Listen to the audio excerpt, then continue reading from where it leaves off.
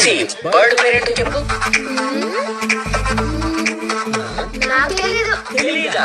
నీ పేరేంటో చెప్పు.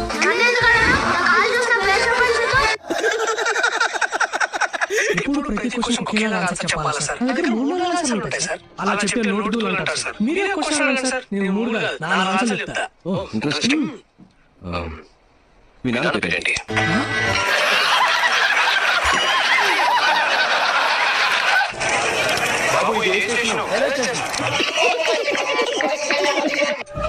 పట్టుదల ఉంటే ఏదైనా సాధించవచ్చు. పట్టుదల నీకుందే? డౌటా? మీ పట్టుదలతో ఈ వాటర్ ని ఇందులో తోసి చూద్దాం.